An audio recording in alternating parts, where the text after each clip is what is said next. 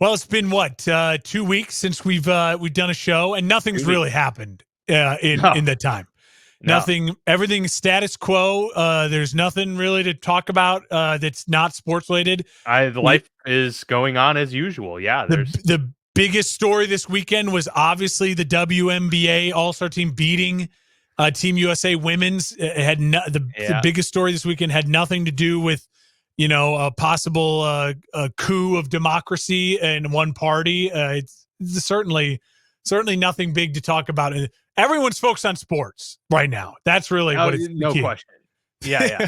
No, that's clearly that's clearly what's happening. We needed Patrick Mahomes throw to Xavier Worthy so bad on the Twitter timeline. That was such a refreshing. That was the palate cleanser. It was so good yesterday afternoon to see that deep ball from Mahomes to Xavier Worthy, because it was nothing but like democracy is falling. We're all being lied to. Conspiracy theory. Did Joe Biden actually sign that letter? Oh, look at that deep ball from Mahomes to Xavier Worthy. Oh, God, that is sick. Hey, let's not forget, I don't know if you've seen this, but Nick Castellanos strikes again. He's undefeated. He's undefeated. I looked it up on YouTube to see how many occasions. So this will be 5 times that Nick Castellanos has hit a home run during breaking news or some important news on a broadcast. It's crazy. So it's something about Nick Castellanos. He's the guy. Cubs should have never let him go. They should have never let him go. It was wild. Yeah, interestingly, but before we actually go into the sports news that we're here to talk about, Grace and I were in Washington, D.C. when the news of Trump being shot at came down. It was bizarre. It was like maybe 7 o'clock at night in D.C. We were waiting in line to go see a live show that we were going there for.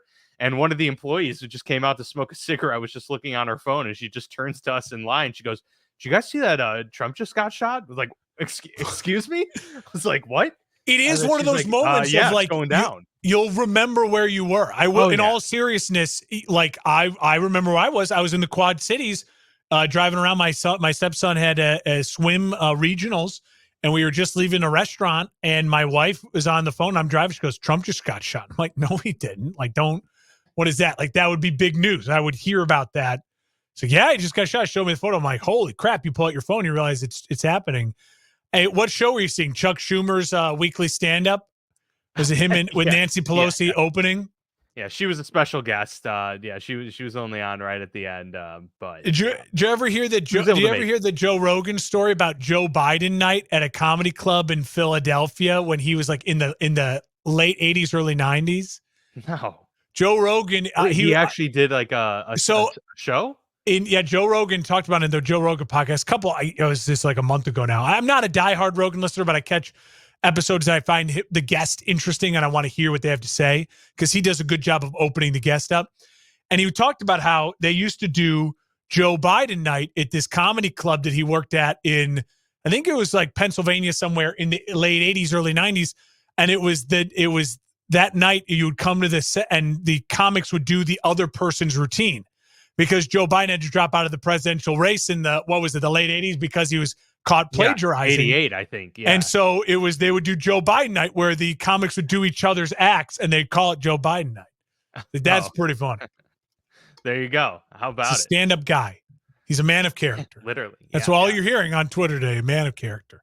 Man of character, indeed. Well, we've certainly got our work cut out for us in the next month or so when it comes to figuring out where we're going as a the world. The NFL will distract us, as it always does. The NFL will provide that necessary distraction. We've got some news, of course, over the last 2 weeks that has come down in the NFL ranks. We've got a couple signings to get to, as well as Brandon Aiyuk requesting a trade. We've got Jordan Love holding out practice until he gets a new contract, and we've got some other news to get to as well. Don't have a show open today, Mark, so we're just going to dive right into it. Let's go for it. Let's talk about a couple of these recent contracts, get that out of the way, and then we'll start to talk about Jordan Love here. But we'll stick with the Packers for a quick second. Kenny Clark gets a big extension with the Packers, 3 years, $64 million contract. We were talking about who were some of the best players on teams last time we were here speaking. Kenny Clark was in that conversation for being the best player on the Packers. And here he gets into a pretty substantial deal. So Green Bay getting some more, D-line infrastructure in place there, which they're going to need now that, Jared Goff is, ascending in his career still. And now that Caleb Williams arrives on scene. I think this was one of those deals to where it's like the Packers are trying to get the deal done with Jordan Love. So this helps them know the finances better. Let's get the Kenny Clark deal done. Let's structure in a certain way. Now we know the wiggle room we have with Jordan Love. I also think it is interesting because if you're Jordan Love's camp, you could look at this and be like, oh, well, you get that deal done. Is that taken away from my piece of the pie? Are they trying to force us in a way now? Be like, oh, well, now we have less money. So we'll see if the Jordan Love deal drags out. This Kenny Clark deal could be a part of maybe why the Jordan Love deal is dragging out. So that'll be something to keep an eye on. But he's a great player and certainly an anchor to that young and improving Green Bay Packers defense. Yeah, for sure. Absolutely. And then on the offensive side of the ball for the Denver Broncos, which I thought was a phenomenal signing, Quinn Meinerz, the guard, agrees to a 4-year, $80 million extension, $24 million in the first year of the deal. Former D3 player out of Whitewater, Wisconsin. So pretty cool to see him kind of have that ascension in his career. I know him well because the Steelers took a center out of Illinois at the time over Quinn Meinerz, and that didn't end up working out too well. But Quinn Meinerz certainly has, and that's what you want with a rookie quarterback, right? Yeah, he's a great story. This is what you can spend money because you don't have money tied up to your quarterback position long term. I mean, they're still paying the Russ money this year, but then that comes off the books. He's quickly become one of the best interior offensive linemen in the league. Lock him up, smart deal. You're just going to see a couple other deals like this again through the rest of training camp. Guys working on things, extensions. Teams love this. Is a good time of the year to spend money because fan bases are excited. You don't want to spend money when your team is in the dumps or things aren't going well. This is a good time. Fans can get excited about spending money on a guard when the season's still about to begin. Yeah, and you get that, stability in place early enough for Bo Nix and whoever else, is going to be under center for the Denver Broncos this upcoming season. The Broncos, as we know, were pretty short-staffed on their roster in terms of stars.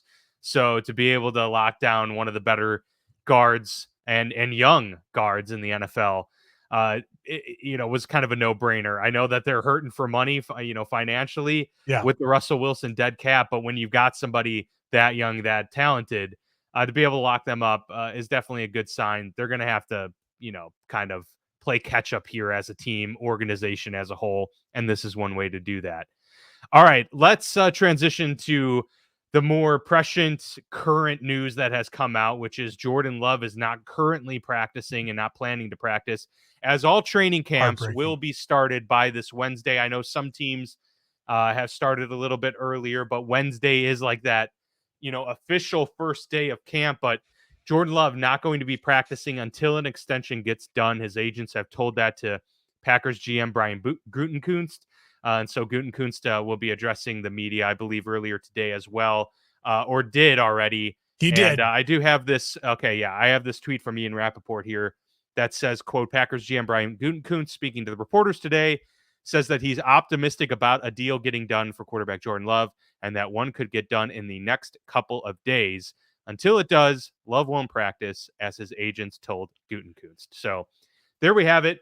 What do we make of this? My initial thoughts, super smart on Jordan Love's part. I don't think it's ideal for the Packers, but at the same time, if they get a deal done early enough and he works out, they're going to obviously be excited about that. If he doesn't work out, then it's going to be a big problem. Yeah, well, this is really, to me, getting interesting. And this could be over by the time we're done recording this, and it's not. But why I think this is getting interesting is, remember, it's now been about 3 months of the Packers saying, we're getting a deal done. We're going to get a deal done. We want to get a deal done. And they were very, very, very strong with their wording when the mini camps broke a month ago. We'd have a deal done before camp started. Camp's now started, and he's not in camp now. So someone's lying or someone's not being truthful, or someone keeps moving the goalpost, right? Yeah, Whereas they that's were probably it. close, and then someone inches it, and now it's like, oh, how do we get close again? I don't know which party it is that's moving the goalpost, but this is getting to me to be a really juicy story. And again, it could be over in any second, but until it is over, it seems as though now, in my opinion, because it's taking this long, the money will be more than Trevor Lawrence. It's now how much more than Trevor Lawrence, and at what point in time does the Packers organization play a little hardball with Jordan Love, or are they willing at this point in time to just get this kind of headache over with and get him into camp? I don't think the Packers organization thought that Jordan Love would miss camp. So I think this is maybe a little shock to them. And I think this is probably going to help Jordan Love speed this deal up. And now Packers fans, if the money is big and if it's considerably more than Trevor Lawrence, I mean, that is a gigantic paycheck and a gigantic cap hit.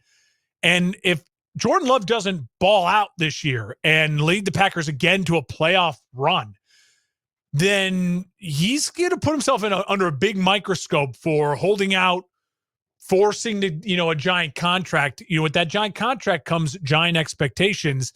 Last year, Jordan Love had no expectations. We just wanted to see him play, and he exceeded those no expectations by a mile. So now the expectation is Jordan Love is a second round or better quarterback in the playoffs. Well, especially if you're getting paid like it, now you got to live up to those expectations. And we both agree the Vikings are better. The Bears are better. The Lions are just as good. So life's not exactly going to be easy for Jordan Love whenever he gets this deal done. And depending on how much time you miss in camp, you're going to be really behind the eight ball. Needless to say, I'm really enjoying this story. And I really, really, really hope he continues to hold out for a long time. Yeah, I mean, not to mention how young the team is and how they really only have 1 year together, Jordan does, in terms of consistent first team reps with these guys. You got to be able to take every possible chance you have to develop further chemistry. And obviously, he's been there the whole offseason. He's worked out with his receivers and all of that. But yeah, I mean, every practice matters. And now more than ever, when you only have so many allotted because of the new CBA, it's becoming even more impactful every practice that you miss. So yeah, from a Bears fan perspective, I can certainly see how it's great. Every practice that gets missed is a win in your book. Also, just the drama of the storyline. As a Bears fan, I love that I'm watching nothing but Caleb Williams throwing deep balls to Scott and Roma Dunze across the middle right now on my timeline. And on my rival's timeline, it's, don't worry, everything's going to be fine. They'll get a deal done. It's like, you've been saying that for 3 months now. And it's only getting more expensive every day it goes on. Because if you would have got a deal done 3 months ago, it would have been cheaper than Trevor Lawrence's deal. But you've waited, and you've waited, and you've waited. And now it's going to be maybe considerably more expensive than that deal. And that'll be fascinating to see, and how the Packers handle that cap. And also, Dan, we haven't really talked about this yet, but sophomore slumps are real. Now, I know that Jordan Love is going into year, 5 or 6? He's going into year 6, maybe 5? I think this is year 5 for him. And it's like maybe that doesn't feel as right, but every time we've had a pop from a young quarterback, it seems like the next year there is a slight step down. And that's something to be considered for CJ Stroud. It's something to be considered for, I think, Jordan Love, because Jordan Love started the season year 4, actually. I'm surprised. I thought it was for sure 5, but no, year 4 for him. Jordan Love started considerably slower. It's got to be year 5 because he's in Joe Burrow's class. No, I'm just looking on Pro Football Reference, and of course, his first season they don't have stats for him. So it's definitely year 5. But that idea of that sophomore slump, I think, is a real thing. Remember, Jordan Love started slow last year. They were below 500 through 7. He came out of the gates. The first 2 games, he threw 6 touchdowns, no picks, and we thought, shit. And then there was 5 straight weeks where he threw LaFleur 10 called him out interceptions in a 6-week span. Yeah, and LaFleur called him out, and he had a great end of the season. So Yeah. again, this is getting very interesting. And I'll just say this: if the football gods are shining on the Bears this year, in a week from now, when we record next, this will still be a story. I am like, please, football gods, let us go into the Hall of Fame game next Thursday and have Jordan Love still not be signed. I would love that. We as a storyline, I think every person in football media would love that, because as of right now, we don't have any other real drama besides the Tua contract, the Dak contract. But the Dak contract's so old news, because the last time we had to go through the Dak contract 4 years ago, he was the fourth rounder who had never been paid. Dak's now made well over $100 million, fully guaranteed. And no one feels for Dak the way they did 4 years ago. Well, and that's, part of this whole situation. I'm glad you brought that up, because it reminds me a lot of Dak in the fact, in the way that I don't think we know enough about Jordan Love. Now, the Packers probably do. They've had him in-house for over 4 years. They've seen him throughout. It's clear, whatever they pay him, it's clear that they feel comfortable paying him that because of what they've seen. But for us on the outside, as spectators, as, the analyst community and all of that stuff, from what we've seen, the reality is we have an 10 game span of him playing good football. And then a playoff run that was pretty impressive for someone who was just in their first year as a starting quarterback. All of that to be said, to pay somebody who you can say those credentials about, to pay somebody like that over $150 million guaranteed dollars on a contract seems kind of wild. It seemed like to pay him a Daniel Jones contract. It seemed crazy to pay Daniel Jones that, and it's true. Now, I think Jordan Love is a better overall athlete and better performer at this stage than Daniel Jones was when he got paid. So this makes a little bit more sense. But the point is still, the guy has had one season of starting play. He's really had 10 games plus postseason of quality play. Is that enough to justify, mortgaging your future potentially as an organization? Now it's the Packers. They're probably going to luck out with this deal, and he's going to be another Hall of Fame quarterback, of course. Yeah. And it's going to work out. But the thing is, it's good for Jordan Love because it's just the way that things are now. If you have one great season, you can monetize that instantly because some team is going to pay for you. So he has this to control. Kyler Murray did. You're talking about the one great season. Jalen Hurts turned one great season into fully guaranteed big money. Did. Kyler Murray did. Trevor Lawrence did. Justin Herbert did. It is really Joe Burrow did with the Super Bowl run. What do all those have in common? They've all panned out, I would say. I mean, Kyler Murray, maybe not. That's still to be written. This is the make or break year for Kyler. Yeah. And I think it's a make or break year for Jalen Hurts, too. I mean, he got paid, and then last year was a disappointing end of the season and a rough year for him statistically wise. He wasn't the MVP candidate. That's true. He was 2 years ago.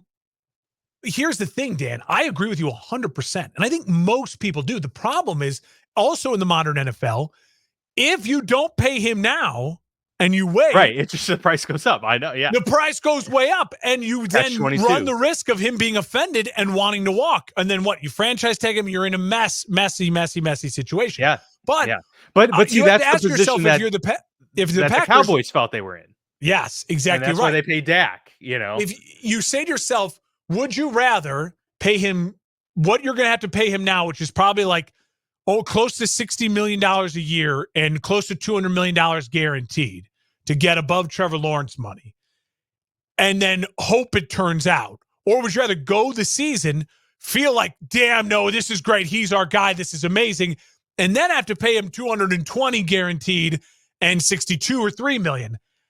I personally would rather wait and see, right? Like, I'd rather wait and see and then pay him whatever you got to pay him when the market that next time. Because if you pay him now big time and you have a disappointing year and he doesn't make the playoffs and he struggles, well, then you are in a year from now, you're just in a pretzel as a fan. Then the coach on the hot seat. Is he the right coach for this quarterback? Do we need to go spend money on weapons? Why didn't it work? Like, you as an organization, look at what the Eagles had to go through this offseason. You fire coordinators, you're losing star players, you're trying to bring in other star players because you have a high-paid quarterback and you didn't meet expectations last year. Look what happened to the Chargers. You had a high-paid quarterback and you didn't meet expectations. You lost your job as a head coach. So when you have a high-paid quarterback and you don't meet expectations, that is a nightmare scenario. Ask Cliff Kingsbury how that went. It's a nightmare scenario for a franchise and for a head coach. So if you're Matt LaFleur, you're ready and prepared for as soon as he gets paid, you've got to make him successful, or else you're the guy on the line, not him, because they're tied to him for the next 5 years of that contract, 4 years, but before they can probably get out of it. You're the guy they're going to blame if you don't make the playoffs. Yeah, no, it's they're caught in a difficult situation, but it could pan out for them, and then it's all well and good. I agree with you. I think that if it's a difference of $4 million per year, nobody has regretted and would regret any amount of money that Patrick Mahomes ended up getting paid. Agreed. No one's going to regret the Josh Allen contract. You're not going to regret a contract when you're 100% sure that you've got the guy. Doesn't matter if the price went up. Yeah. Be glad you waited. Be glad you did your due diligence, and you're not going to quabble over a few million per year. So I agree. I think at the end of the day, if you can feel 100% confident in your choice, then you go down with that ship if it Agreed. somehow goes down. But if there are question marks, which I think there were for Dallas, I truly think that they weren't. If they were 100% convinced, then I think that was poor analysis on their part overall. Yeah, they waited and that's too not long. even to say Dak's a bad quarterback. It's just he's not a $180 million guaranteed quarterback type of thing. Yeah. And so that's what you want to avoid. Dan, we'll move on to the next thing, but I want to ask you really quickly. Here we are, late July. Training camp's just begun. Are the Packers a playoff team in your mind today, yes or no? That is tough. I almost want to say no, only because I still think it's the Lions division. So I'm probably, spoiler alert, gonna pick the Lions to win the division this year. I think the Bears are so greatly improved from a year ago that I have a feeling they're gonna be competitive and probably split the season series with Green Bay. The only thing Green Bay has going for them is that Minnesota got worse. Most likely, at least. I mean, I guess we don't know for sure, but most likely got worse. But I just think it's a tough division. So all of that being said, the NFC is getting better as a whole, as a conference. It's tough.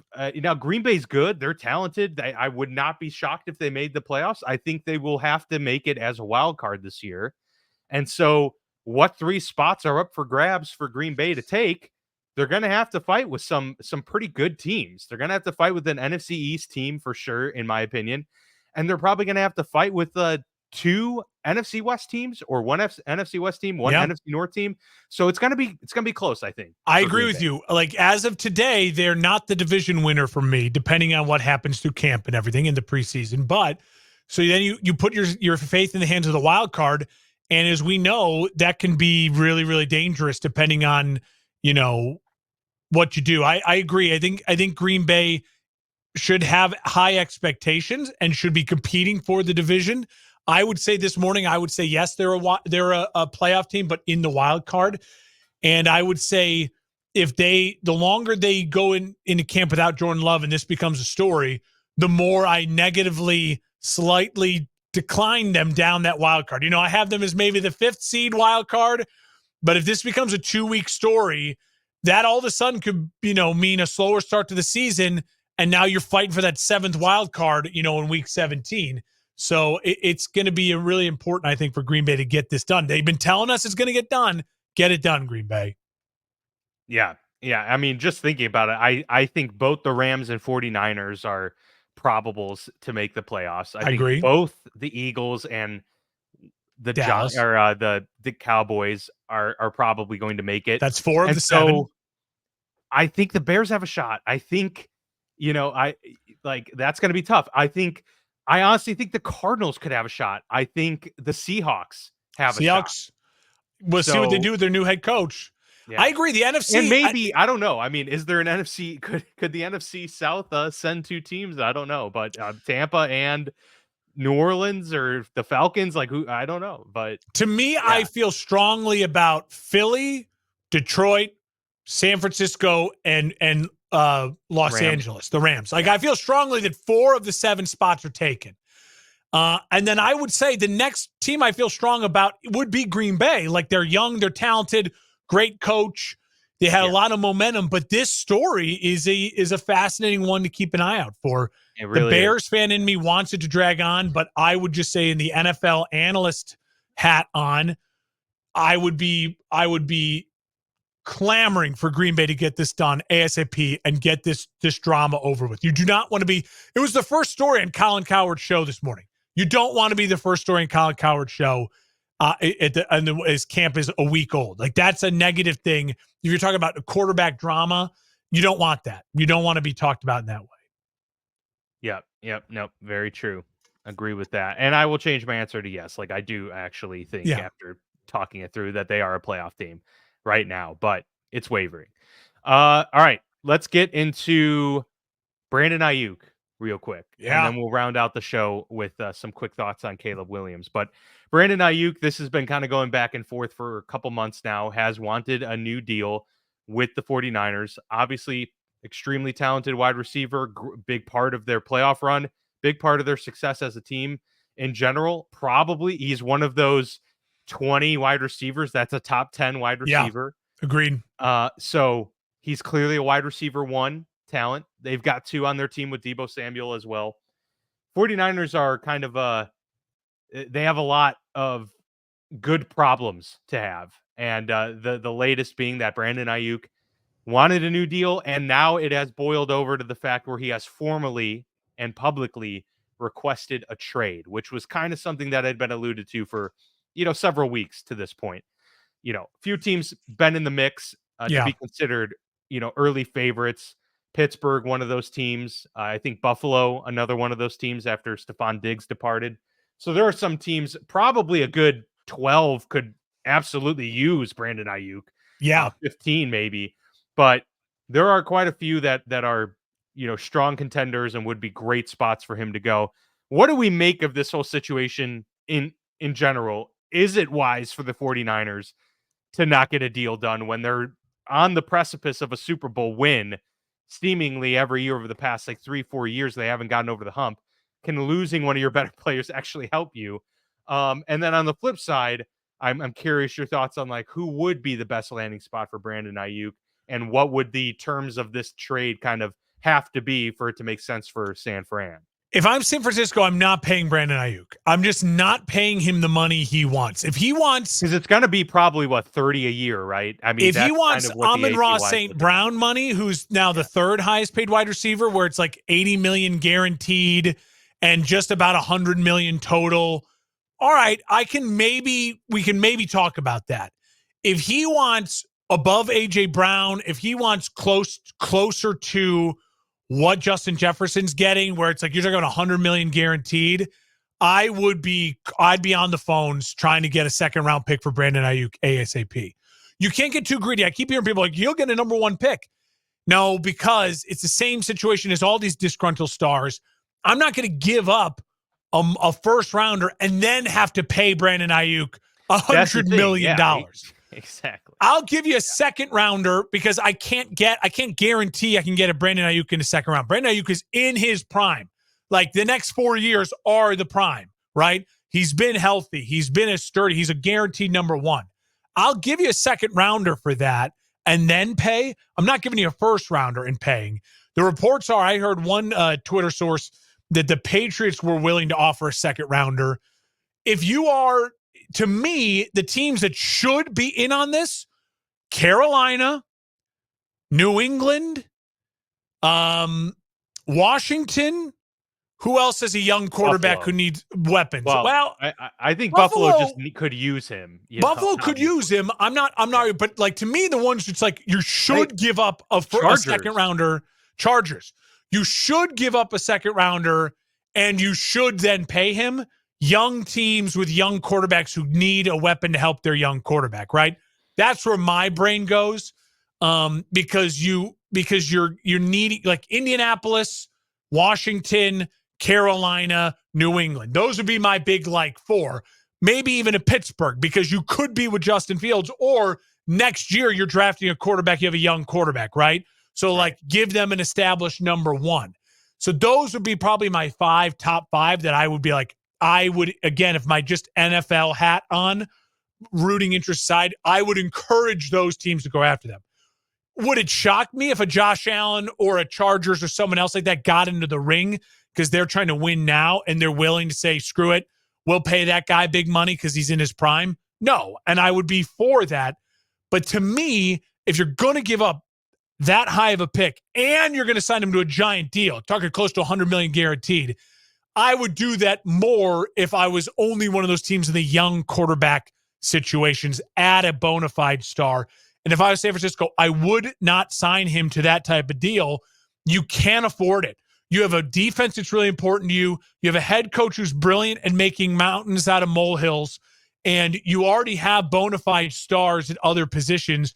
You can't put that much money in him when you got to figure out if Brock Purdy's your guy or not. This is going to help you figure out if Brock Purdy is your guy or if he's just a guy. And if he's the guy without Brandon Aiyuk, well, then you're going to have to pay Brock Purdy a ton of money. So yeah. I think this is, if you can get a second-round pick and maybe a player back to help you this year for Brandon Aiyuk, do it.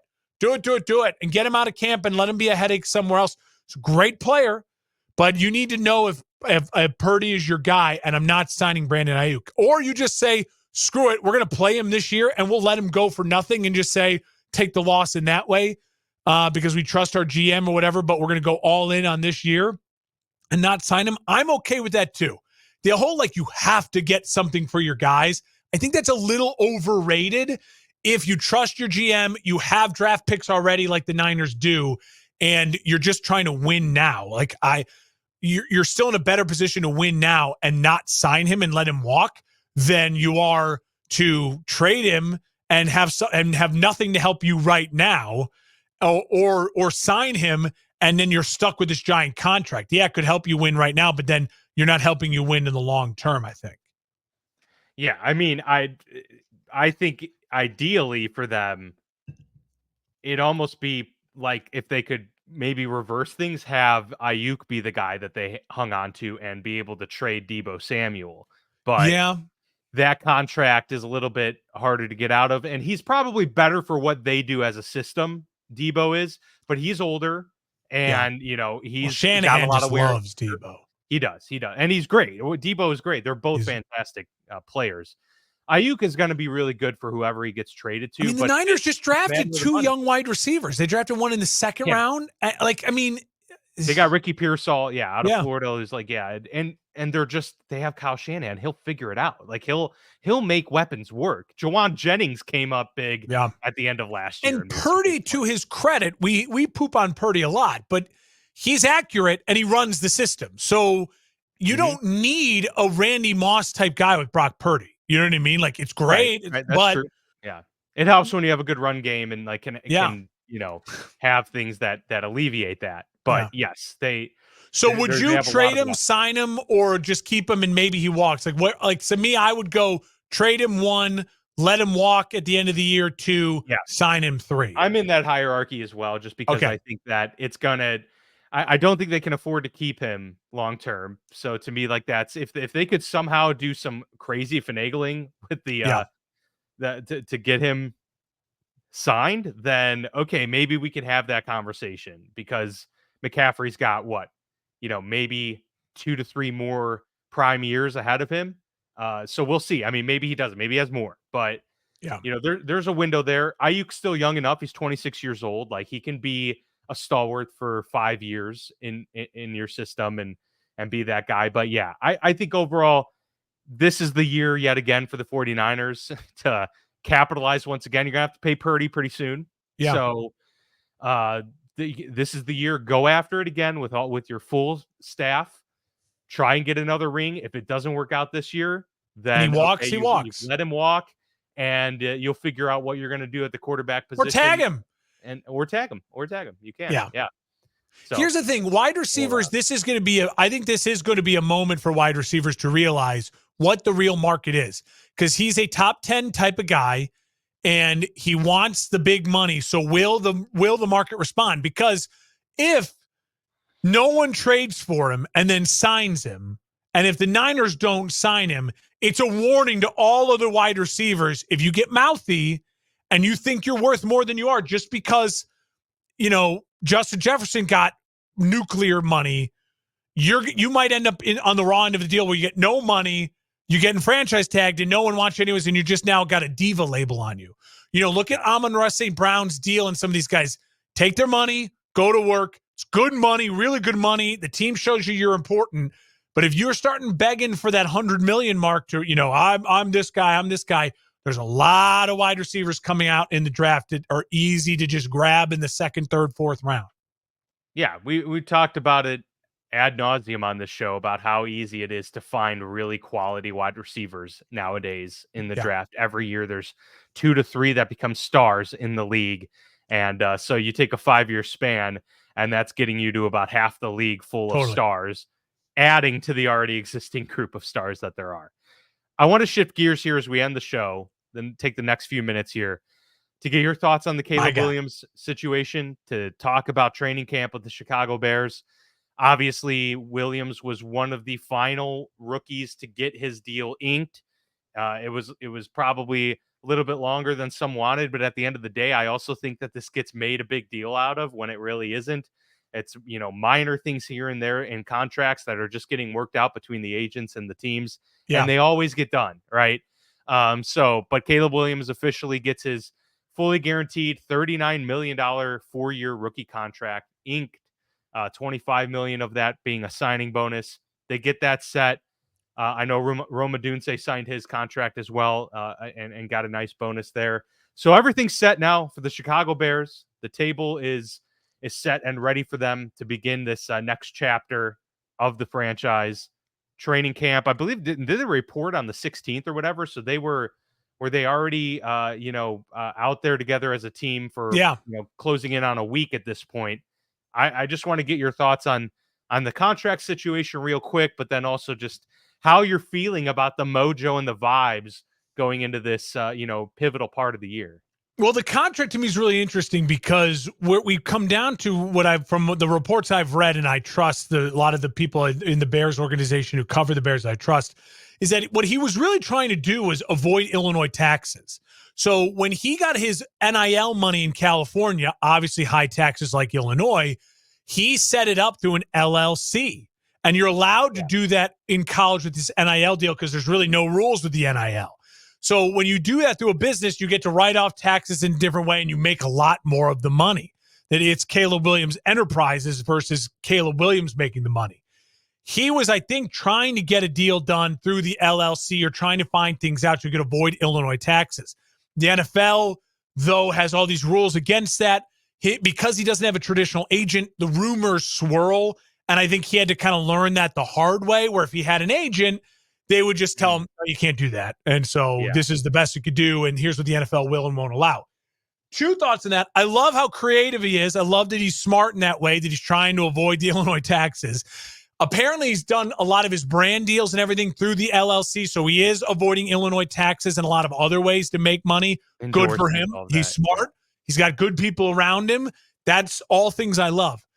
More importantly, the second part of your question, what do I think about him so far in camp? We got our first word from Eberflus about what his usage is going to be in the preseason. Now, remember, the Bears, because they're in the Hall of Fame game next Thursday, have 4 preseason games. Everyone else has 3. The Bears and the Texans have 4 because that extra one. The Hall of Fame game is really just kind of an extra game, right? They said they're looking at recent rookies from the last 2 years. I think it was C.J. Stroud they referenced, Bryce Young they referenced, and then one other quarterback that they did anywhere about 44. I think Anthony Richardson was the other one. 44 to 55 reps, they called it, throughout the entirety of the preseason. If you label that out over a 4-game stretch, to me that would mean he probably plays a series. In the game against the Texans, maybe 2 series. then plays probably a quarter in the second game, a quarter and a half in the third game, and then sits out the fourth and final game. That, to me, is what I would imagine it would be. If that's the case, I'm okay with that.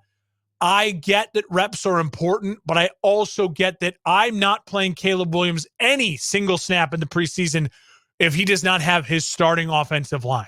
If you have backup offensive linemen in there, I don't care what rep number it is. He should not be playing behind. I don't care who he's throwing to. That's not as important. They get the timing and they get the things in practice, right? The joint practices. Sure. They'll build the chemistry. I am not putting him out there for live bullets if he does not have his full starting offensive line. That's point blank. 45 to 55 reps. I'm okay with that. I'll live and die by that sword because, again, the only thing that's worse than going into a season where you have a high-paid quarterback like the Eagles right now and you're unsure of the expectations and your coaching staff is going into a season where you're really excited for your quarterback and then your quarterback is injured. That is the worst place to be in the world. Terrible. So yeah. I like that plan. I like the Bears are thinking about the plan, and I like that the kid is creative. Glad they got the deals done, and we're ready to ball out. Fantastic. Well, I'm looking forward to it. Hard Knocks obviously gonna be featuring them. They've already been featuring the New York Giants for the offseason edition. So really excited to see. I know you're not super crazy. The Giants' offseason one has been wild. I mean, very interesting how much access they've given. Yeah, when you're getting the owner saying, if we lose Saquon, I'm going to be pissed. And then they lose Saquon. It's like, oh, Jesus. Yeah. No, Joe Shane seems to be much more on the hot seat than even anticipated ahead of all of this. So. He does not give me the. I have one thing I know for certain: Ryan Poles is going to look good in this Hard Knocks for the Bears. He's smart. There's a he's strong. He's a big man. He played offensive line. I think he's going the weight he commands. Like, you're not going to get the clips you're getting from the Giants. Are like, this is the guy making calls to Saquon, and he can't get anything done. He looks like an idiot. Yeah. Yeah. I'm not worried about that with Ryan Poles. They showed a lot of those conversations and stuff. So, yeah, that was definitely surprising, especially for a blue blood franchise like the New York Football Giants that, was curious to say the least. But all right, well, glad we got to kind of regroup on all of the news from the last couple of weeks and really more recently the last couple of days. So good to get that out of the way because we've got, jam-packed month ahead, which is going to include, as we always do, you can all anticipate the final 2 weeks before the regular season begins to get our full season predictions on, well, really not full season as much as it is playoff predictions and who's going to end up records. Where and records and all of that. So we'll do the AFC followed by the NFC or vice versa, however that works out. Do one of each for those last 2 weeks. We've got some interview shows coming up, which I'm really excited about. We're going to talk Patriots with a reporter, Dakota Randall from Pro Football Network. So that's really exciting. The beat reporter there for the Patriots. That should be great stuff. Before you know it, we're going to be into the regular season. But yeah, as early as next week, we're going to have some football to talk about with that Hall of Fame game. So looking forward to it. As always, appreciate the support. You can find us out at FB Lounge Pod. Be sure to like and subscribe here on YouTube. Helps us out tremendously.